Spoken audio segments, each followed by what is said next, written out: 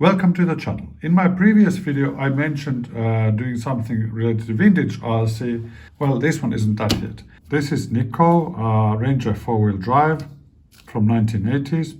This is not just any other RC car.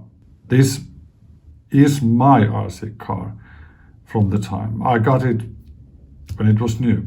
This is most importantly the only one that has survived to this day.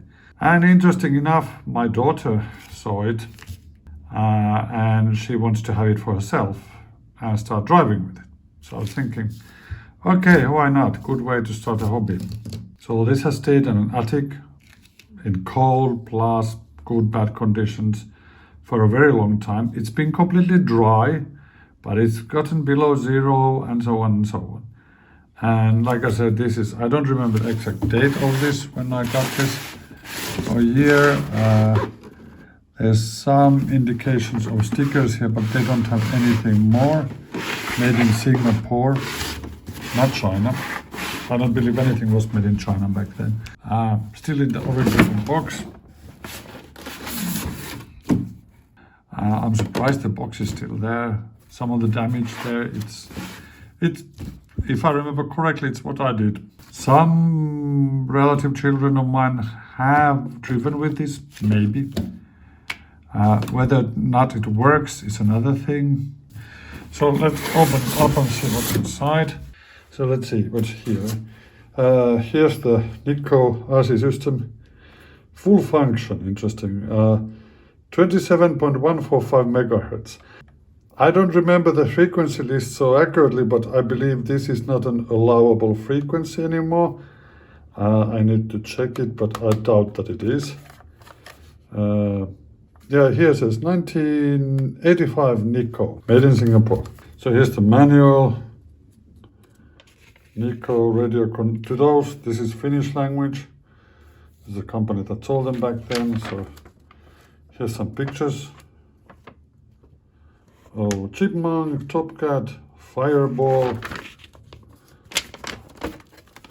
Turbo Panther, Venus, Laser 4-wheel drive, not shown yet, Black Cat 4-wheel drive, Typhoon, Super Fox. Yeah, this was something everyone wanted. Hurricane, that was from 12. Here was Dictator 110, so this was a bit better one. I don't remember really ever seeing this in the shop back in those days. These are their advertising their 132 series. Tiger, Tramp, this was 114. Crazy Horse 114. Hawk 4-wheel drive 114. Turbo Bandit, those are 112.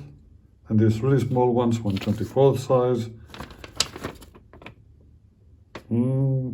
Oh, I remember this catalog now. I haven't opened this catalog since 1980s, I believe. It's a long time ago. Oh, these Nikko boats. Yeah. So let's see the car itself.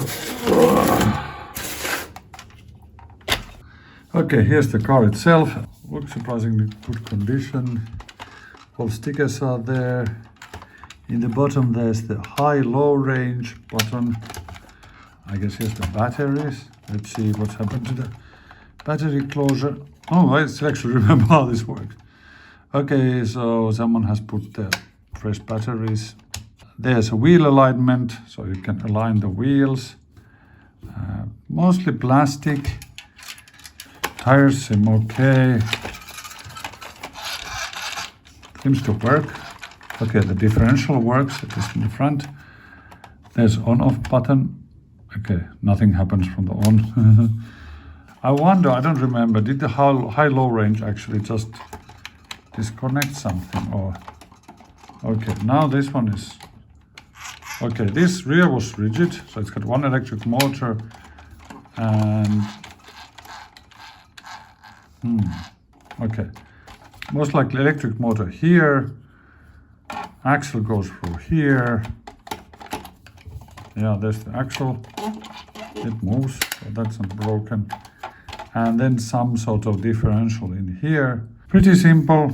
Nothing especially fancy, but I'm very happy considering it was mine and it survived to this day.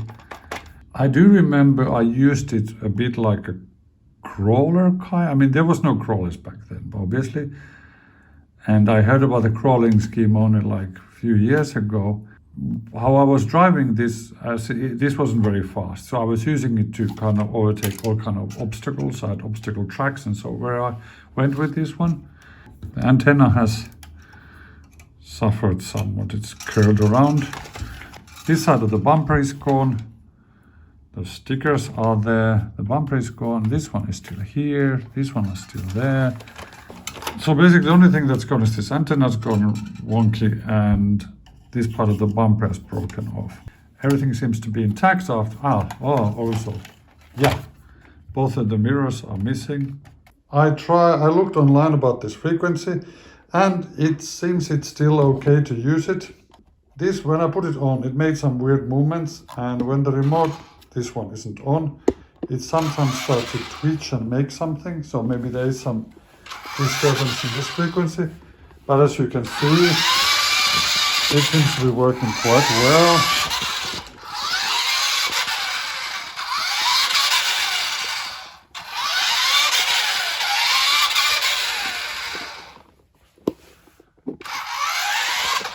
Oh, I haven't driven this one for 30 years, over 30 years, so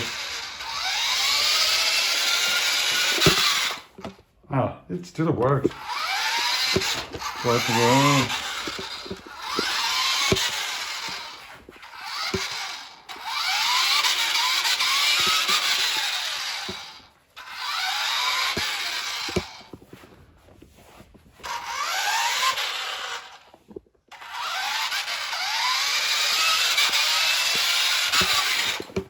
I'm actually very happy that it works from the get-go. This antenna maybe should be a bit straightened, as well as this antenna. I think I will still open up the thing, look for dust, dirt, other stuff what's accumulated there. Just tighten things, screws and so on, and then give it for my daughter to play. Though I'm a bit worried that it sometimes makes some movements by itself when this one is off. I have no idea what's that about. If anyone in the comments could advise me what's going on. I mean, my guess, there's a lot of other traffic in this frequency nowadays as well. And it's probably an analog signal, so it's most likely receiving other noises or some other disturbance. But thank you for watching. See you in the next video.